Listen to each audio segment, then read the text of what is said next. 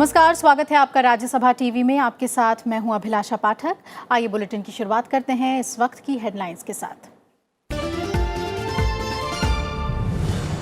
Banking क्षेत्र को नई गति देने के लिए सरकार प्रतिबद्ध। आईडीबीआई बैंक को 9,000 करोड़ रुपए की पूंजी देने का केंद्रीय कैबिनेट का फैसला। केंद्र सरकार और एलआईसी मिलकर देंगे पैसा। किसानों के हित में इथेनॉल की कीमतों में 30 पैसे से 2 रुपए तक की बढ़ोतरी।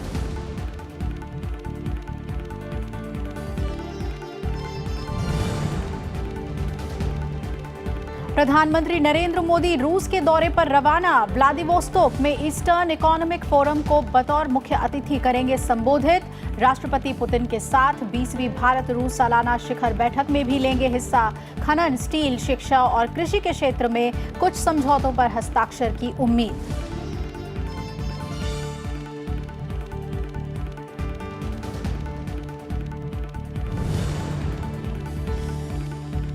जम्मू कश्मीर के पंचों और सरपंचों को मिलेगी पुलिस सुरक्षा और 2 लाख रुपए का बीमा। केंद्रीय गृह मंत्री अमित शाह ने पंचायत प्रतिनिधियों से मुलाकात में दिया भरोसा। कहा, कश्मीर में अगले 15 दिनों में पूरी तरह से बहाल होगी संचार व्यवस्था।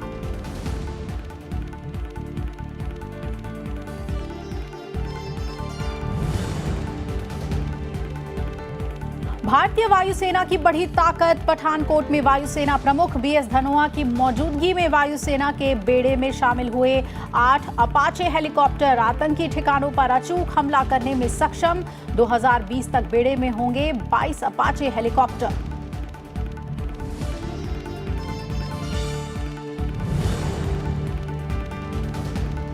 और पूर्व केंद्रीय मंत्री अरुण जेटली की श्रद्धांजलि सभा में उपराष्ट्रपति एम वेंकैया नायडू समेत विभिन्न क्षेत्रों की दिग्गज हस्तियों ने अर्पित किए श्रद्धा सुमन। पूर्व केंद्रीय मंत्री एस जयपाल रेड्डी की श्रद्धांजलि सभा में उपराष्ट्रपति ने कहा, राजनेताओं के प्रेरणा के स्रोत हैं एस जयपाल रेड्डी।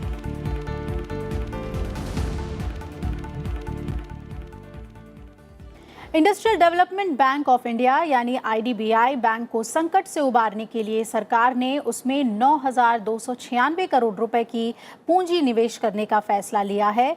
ये पूंजी सरकार और भारतीय जीवन बीमा निगम देगी।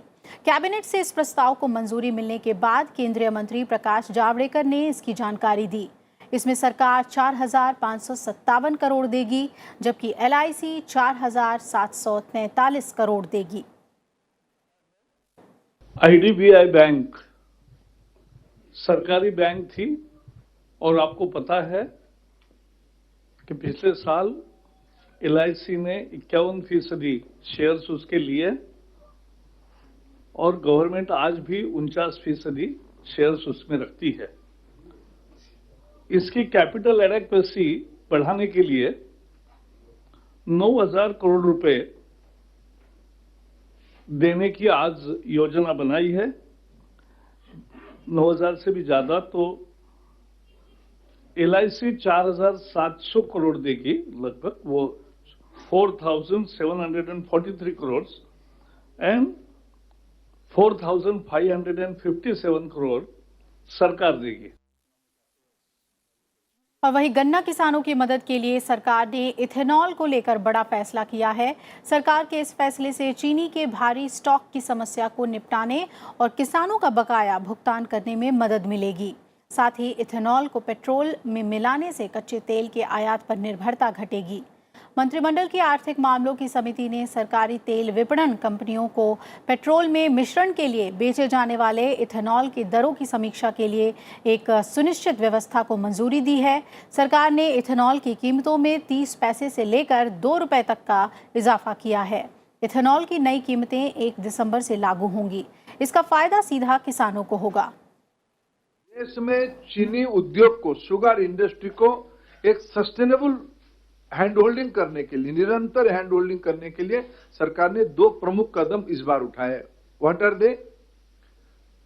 शुगर जूस से, सिरप से भी, पहले सी है बी है बी, पिछले बार शुगर केन जूस तक था। इस बार हमने कहा शुगर सिरप से भी कोई शुगर ना बनाते हुए शुगर सिरप कोई बनाता है, उसमें से भी एथेनॉल बनाता है, तब भी हम उसके एथेनॉल खरीदेंगे। इस बार महत्वपूर्ण फैसला ये किया है, शुगर बन भी जाए, शुगर को अगर फिर वो प्रक्रिया में डाल के एथेनॉल बना के हमको देंगे, तब भी उसको हम खरीद लेंगे और खरीदने में प्राइस भी अच्छा देंगे। पिछले दिनों में जो प्राइस होती थी, सारे सेक्टर में हमने प्राइस को बढ़ाया है इस बार। प्रधानमंत्री नरेंद्र मोदी रूस के 2 दिन की यात्रा पर रवाना हो गए हैं। रूस में वो ईस्टर्न इकोनॉमिक फोरम के विशेष अतिथि होंगे। साथ ही प्रधानमंत्री नरेंद्र मोदी रूस के राष्ट्रपति व्लादिमीर पुतिन के साथ 20वीं भारत रूस सालाना शिखर बैठक में भी हिस्सा लेंगे। प्रधानमंत्री नरेंद्र मोदी की रूस यात्रा के दौरान दोनों देशों के बीच कई अहम समझौतों पर हस्ताक्षर की भी उम्मीद है। विदेश सचिव विजय गोखले ने कहा कि यात्रा के दौरान तेल और गैस की खोज में द्विपक्षीय संबंधों को मजबूत करना मुख्य एजेंडा होगा। रूस के राष्ट्रपति व्लादिमीर पुतिन के विशेष आमंत्रण पर प्रधानमंत्री नरेंद्र मोदी 4 और 5 सितंबर को रूस में रहेंगे। व्लादिवोस्तोक शहर में प्रधानमंत्री Narendra Modi eastern economic forum सम्मेलन को संबोधित करेंगे। सम्मेलन में जापानी प्रधानमंत्री शिंजो आबे के अलावा यूरेशियाई देशों के प्रतिनिधि भी शिरकत करेंगे। प्रधानमंत्री नरेंद्र मोदी इस मौके पर रूस में निवेश के अवसरों को तलाशेंगे और ईस्टर्न इकोनॉमिक फोरम में शामिल देशों को भारत में निवेश के लिए प्रोत्साहित करेंगे। As I said, the Eastern Economic Forum therefore gains in importance not only because we would like to develop strong economic and commercial relations, many of the resources are something India needs in the near future, but it is also because of the opening of the Northern Sea route, the Arctic route to Europe, which because of climate change and global warming is now much easily accessed as compared to even 20 or 30 years ago, and also the possibility of oil and gas supplies from the Arctic. So there are a number of reasons why we are looking at the Eastern Economic Forum. Eastern economic forum सम्मेलन से पहले प्रधानमंत्री नरेंद्र मोदी और रूस के राष्ट्रपति Vladimir Putin के साथ द्विपक्षीय बातचीत होगी। इसमें मंदी और टकराव के दौर में दोनों देशों के बीच भविष्य के सहयोग की दिशा तय की जाएगी। रक्षा क्षेत्र में सहयोग को और मजबूत करने और दोनों देशों के बीच व्यापार को रक्षा के अलावा अन्य क्षेत्रों में बढ़ाने के तरीकों पर भी विस्तार से चर्चा होगी। इसके लिए दोनों देशों के वाणिज्य मंत्रालयों ने एक रिपोर्ट तैयार की है, जिसके मद्देनजर व्यापार के पहलू तय किए जाएंगे। Potential sectors are coking coal, obviously oil and gas, diamonds, timber, tourism.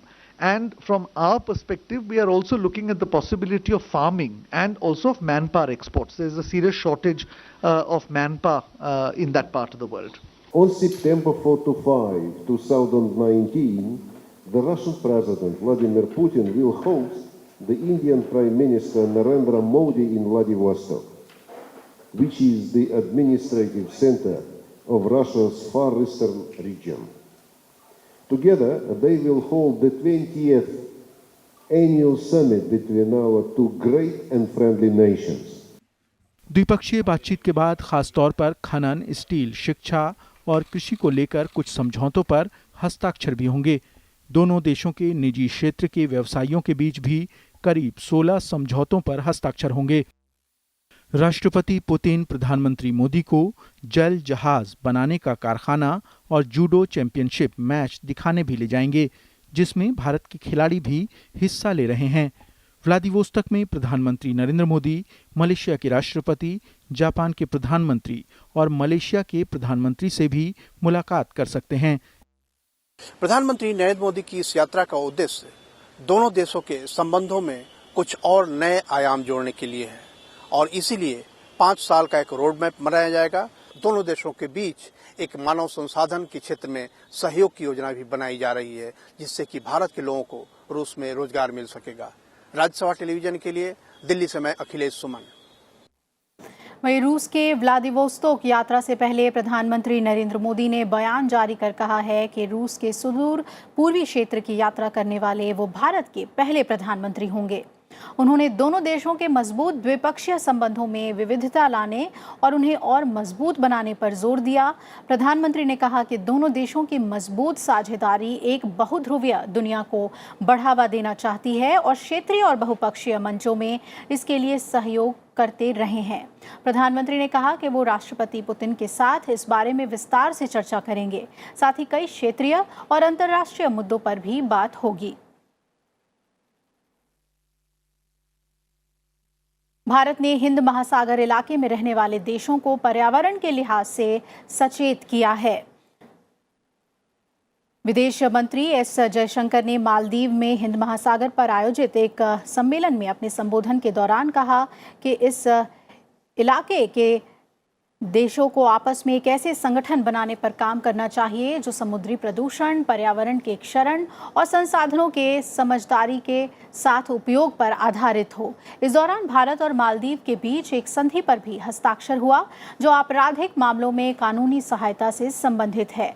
Maldives के पैराडाइज आइलैंड रिजॉर्ट में चौथा इंडियन ओशन कॉन्फ्रेंस चल रहा है। इसमें विदेश मंत्री एस जयशंकर भी शिरकत कर रहे हैं। कॉन्फ्रेंस के पहले दिन उन्होंने हिंद महासागर के किनारे बसने वाले देशों की चुनौतियों का जिक्र किया। एस जयशंकर ने कहा कि हिंद महासागर में दुनिया की आधी आबादी रहती है, ऐसे में सुरक्षा एक अहम मुद्दा है। एस जयशंकर ने कहा कि आज अंतर्राष्ट्रीय कानून सुरक्षा की जरूरतों को पूरा करने में नाकाम साबित हो रही है, ऐसे में आपसी सहयोग सुरक्षा की जरूरतों को पूरा कर सकते हैं। With nearly half the world's population projected to reside in the Indian Ocean Rim countries by 2050, nowhere else in the world is the pursuit of economic prosperity and physical security in the midst of competition, contestation and change more intense than in the Indian Ocean. It is therefore only natural that the Indian Ocean region faces the most difficult challenges in the domains of traditional and non-traditional security. भारतीय वायुसेना की लड़ाकू क्षमता बढ़ाने के लिए 8 America निर्मित Apache AH-64E लड़ाकू हेलीकॉप्टर आज वायुसेना के बेड़े में शामिल हो गए। पंजाब के पठानकोट एयरबेस के रणनीतिक महत्व को देखते हुए और पाकिस्तानी सीमा के करीब होने के चलते ये काफी अहम है। भारतीय वायुसेना में शामिल किए जाने से पहले पठानकोट एयरबेस पर अपाचे हेलीकॉप्टरों को पानी की बौछार से सैल्यूट किया गया। पठानकोट एयरफोर्स स्टेशन में आयोजित समारोह में air chief marshal BS Dhanoa बतौर मुख्य अतिथि मौजूद रहे। अपाचे AH-64E दुनिया के सबसे उन्नत बहुभूमिका वाले लड़ाकू हेलीकॉप्टर हैं और अमेरिकी सेना इसका इस्तेमाल करती है। ये हेलीकॉप्टर्स दिन रात और किसी भी मौसम में ऑपरेशन कर सकते हैं। खासतौर से ऊंचे पहाड़ों में बने आतंकी कैंपों और दुश्मन के कई सेना के ठिकानों और छावनियों पर ये हमला करने में सक्षम है। इस मौके पर आयोजित समारोह को संबोधित करते हुए air chief marshal BS Dhanoa ने कहा कि अपाचे लड़ाकू हेलीकॉप्टर के वायुसेना के बेड़े में शामिल होने से सेना की ताकत में और इजाफा होगा। Apache attack helicopter is being purchased to replace the aging Mi-35. Apache helicopter is an advanced multi-mission helicopter that is being operated worldwide by the United States, United Kingdom, Israel and many number of countries. The platform has been flying since the beginning of 80s and has proved itself an operational success across the globe. It's one of the most fierce attack helicopters in the world.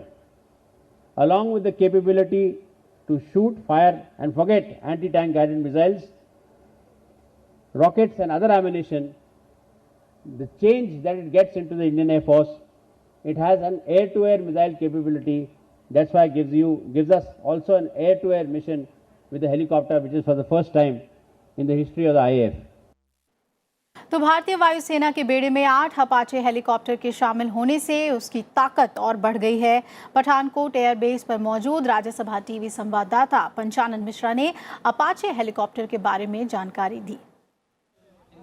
ये नज़ारा Pathankot airbase का है, जहां भारतीय वायुसेना को बेहद उन्नत और लड़ाकू अपाचे जो हेलीकॉप्टर हैं वो मिल गए हैं और यहाँ पर पठानकोट एयरबेस में फ़िलहाल 8 लड़ाकू अपाचे हेलीकॉप्टर्स की तैनाती की गई है। पाकिस्तान से बेहद नज़दीक होने की वजह से ये तैनाती अपने आप में अहम है। कुल मिलाकर 22 अपाचे हेलीकॉप्टर भारतीय वायुसेना को मिलने हैं, जिसमें से कि हाफ स्क्वाड्रन की तैनाती यहाँ पठानकोट में और उसके बाद 2020 तक यहाँ असम में जोरहट बेस में इसकी तैनाती होगी। आप देख सकते हैं कि ये अपाचे हेलीकॉप्टर का एक नज़ारा है, जहाँ पर एक गनशिप देखिए, आप देखिए नीचे करीब 1200 राउंड इसमें फायर हो सकते हैं। 30 मिलीमीटर की ये ये गन है और ये इसकी कार्ट्रिज जिसको आप बोल सकते हैं ये है। इसके साथ साथ हेलफायर मिसाइल जो है ये इसको टैंकों के लिए सबसे खतरनाक माना जाता है कि टैंकों का एक तरह से काल है कि जहाँ भी जो टैंक है उसके हीट सेंसर्स को देखते हुए इस मिसाइल सिस्टम से अपाचे के अंदर जो तैनात है उन टैंकों को तबाह किया जा सकता है। और फिलहाल आप देख सकते हैं कि 3 अपाचे हेलीकॉप्टर्स हैं जो यहाँ पर पठानकोट एयरबेस में हैं और 8 की यहाँ पर तैनाती है। और सबसे बड़ी खास बात यह है कि भारतीय वायुसेना अभी तक Mi-35 जो रूसी निर्मित लड़ाकू जो हेलीकॉप्टर है उस पर निर्भर है और उसमें जो पैराट्रूपर्स हैं उनको भी ले जाया जा सकता है। लेकिन पहली बार ऐसा हुआ है कि इस तरह के डेडिकेटेड अटैक हेलीकॉप्टर्स की भारतीय वायुसेना में तैनाती हो रही है। और अपने आप में ये अहम इसलिए भी है क्योंकि भारतीय वायुसेना की जो ताकत है अब निश्चित तौर पर यहाँ से बढ़ने वाली है। पठानकोट एयरबेस से कैमरामैन दुष्मंता बेहरा के साथ पंचानन मिश्रा, राज्यसभा टीवी। दिल्ली के तालकटोरा स्टेडियम में पूर्व केंद्रीय मंत्री अरुण जेटली की श्रद्धांजलि सभा आयोजित की गई। इस मौके पर उपराष्ट्रपति एम वेंकैया नायडू, केंद्रीय गृह मंत्री अमित शाह और बीजेपी के वरिष्ठ नेता मुरली मनोहर जोशी समेत कई गणमान्य अतिथि मौजूद रहे। भजन गायक अनूप जलोटा ने खास प्रस्तुति दी। पूर्व वित्त मंत्री अरुण जेटली का 24 अगस्त को एम्स में निधन हो गया था।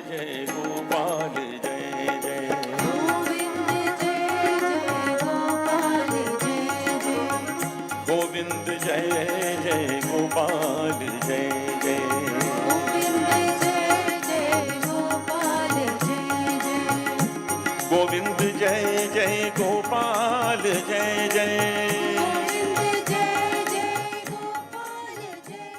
उपराष्ट्रपति एम वेंकैया नायडू ने ट्विटर पर अरुण जेटली के व्यक्तित्व की प्रशंसा करते हुए लिखा कि अरुण जेटली उत्कृष्ट सांसद, विद्वान, विधिवेत्ता, प्रबुद्ध बुद्धिजीवी, कुशल प्रशासक और सत्यनिष्ठ राजनेता थे, जिन्होंने मंत्री के रूप में सरकार के विभिन्न महत्वपूर्ण मंत्रालयों को कुशल मार्गदर्शन दिया।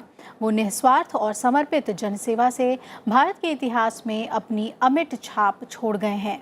मैं विश्वास कर सकता हूं कि उनका अनुकरणीय व्यक्तित्व और कृतित्व देश सेवा के इस पुनीत यज्ञ में समर्पण भाव से सम्मिलित होने के लिए प्रेरित करेगा।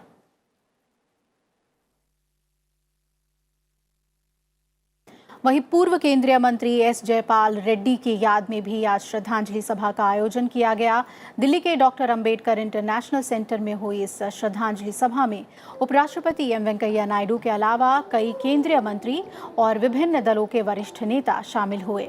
इस मौके पर उपराष्ट्रपति ने एस जयपाल रेड्डी को याद करते हुए उन्हें सभी नेताओं के लिए प्रेरणा स्रोत बताया। उपराष्ट्रपति ने कहा कि जयपाल रेड्डी ने अपना जीवन आम नागरिकों की सेवा के लिए समर्पित कर दिया। उनकी विचारधारा और सोचने का नजरिया बाकी लोगों से अलग था, जो उनके व्यक्तित्व को खास बनाता था। Handicapped by polio, he never let it dampen his spirits by his words, deeds and accomplishments. He epitomized the real meaning of differently abled and proved to be extraordinarily able. The physical disability did not make any difference to his indomitable spirit. His life was a saga of irrepressible, creative spirit that transcended all obstacles to soar to great heights. We used to sit side by side, so I used to observe him on each and every occasion.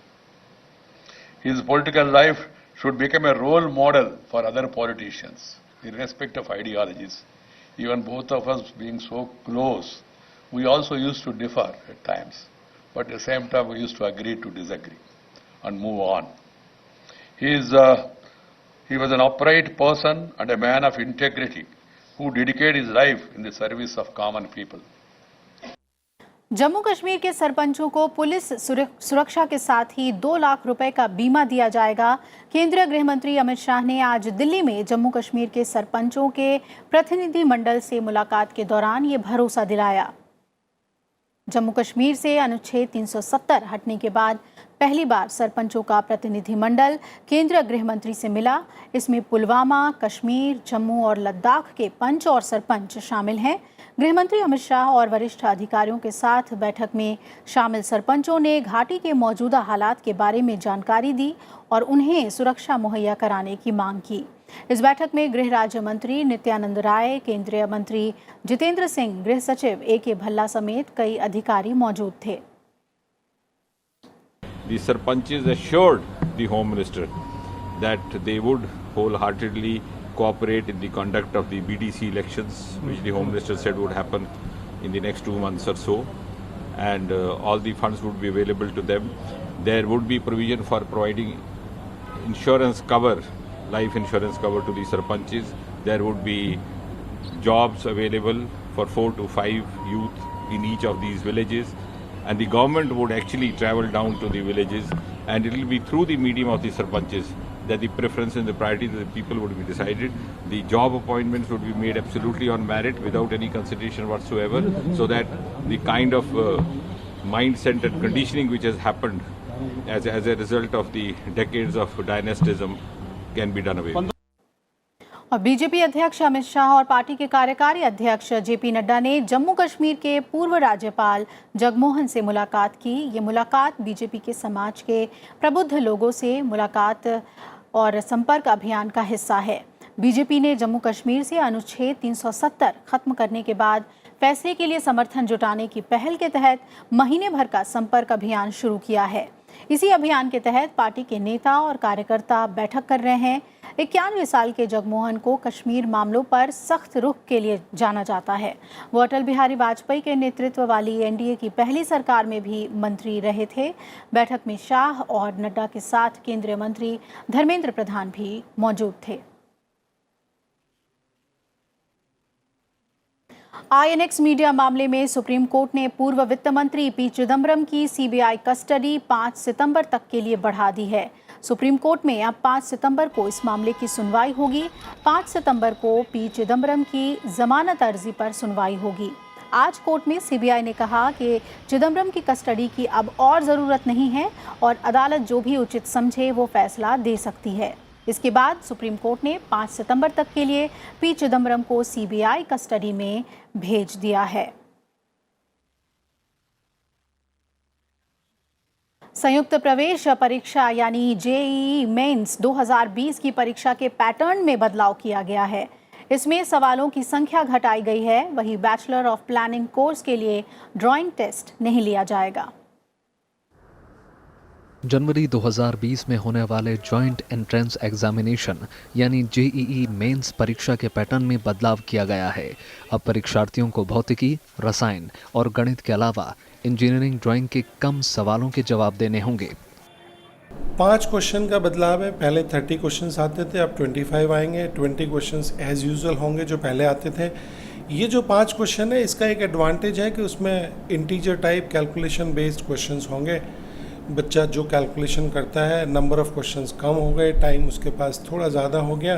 But उसका एक negative side भी है कि sometimes जब मेरे पास option है 4 और उन 4 ऑप्शंस में से मेरा कैलकुलेशन गलत हो गया तो ऑप्शन मैच ना करने पे मैं उसको रीवर्क करता हूँ। इंटीजर टाइप में ऑप्शन ना होने पे एक डर है कि मैंने कैलकुलेशन मिस्टेक कर लिया और मैंने उस आंसर को मार्क कर दिया, वो एक खतरा है। Otherwise it is a welcome move. पुराने पैटर्न में बीई और बीटेक परीक्षार्थियों को भौतिकी, रसायन और गणित के 30-30 मल्टीपल चॉइस क्वेश्चंस हल करने होते थे। अब तीनों पेपर में 25-25 सवाल ही रहेंगे। इनमें 20-20 मल्टीपल चॉइस क्वेश्चंस होंगे, जबकि 5-5 सवाल न्यूमेरिकल वैल्यू के जवाब के साथ आएंगे। सभी के समान अंक होंगे। वहीं बीआर्क यानी बैचलर ऑफ आर्किटेक्चर कोर्स के लिए गणित के पेपर में 25 सवाल होंगे, जिनमें 20 मल्टीपल चॉइस और 5 ऑब्जेक्टिव टाइप होंगे। साथ ही ड्राइंग पेपर के सवाल भी 3 से घटाकर 2 कर दिए गए। मल्टीपल चॉइस क्वेश्चंस फॉर्मेट में 50 नंबर का एप्टीट्यूड टेस्ट भी है। मुझे तो लगा कि ये पैटर्न काफ़ी बेनिफिशियल है बिकॉज इस पैटर्न में क्वेश्चन के नंबर्स भी थोड़े रिड्यूस हुए हैं। प्लस जो 25 क्वेश्चंस हो गए, पहले 30 होते थे और जो 25 क्वेश्चंस है उसमें से 20 पहले की तरह एमसीक्यू हुई हैं, लेकिन जो 5 क्वेश्चंस एक्स्ट्रा ऐड हुए हैं वो न्यूमेरिकल बेस्ड है। तो एक तरह से देखा जाए तो वो जो बच्चे अपनी लॉजिक को अच्छे से इन्हांस किए हुए जो यूज़ कर पाते हैं उन लोग के लिए वो काफ़ी बेनिफिशियल है, क्योंकि वो 5 क्वेश्चंस में न्यूमेरिकल्स ही आएंगे जिसमें लॉजिकल थिंकिंग चाहिए। जो लोग बैचलर ऑफ प्लानिंग कोर्स में प्रवेश लेना चाहते हैं उनसे ड्राइंग टेस्ट नहीं लिया जाएगा। अब ड्राइंग टेस्ट सिर्फ आर्किटेक्ट्स कोर्स में लिया जाएगा। विपुल अग्रवाल, राज्यसभा टीवी। साल 2018 में पिछले 50 साल के मुकाबले सबसे ज्यादा कॉर्निया टिश्यू दान किए गए थे। फिलहाल पिछले 53 साल में अब तक केवल 29,000 कॉर्निया ही दान किए गए हैं। ये जानकारी एम्स ने 34वें राष्ट्रीय नेत्रदान पखवाड़े के मौके पर दी। देश में लाखों की संख्या में लोग कॉर्निया की खराबी के कारण अंधेपन का शिकार हो रहे हैं।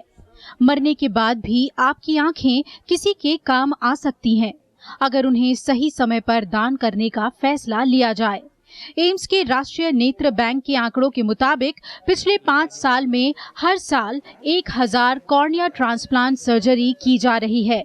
वही साल 2018 में 1426 नेत्रहीन लोगों का कॉर्निया ट्रांसप्लांट किया गया था।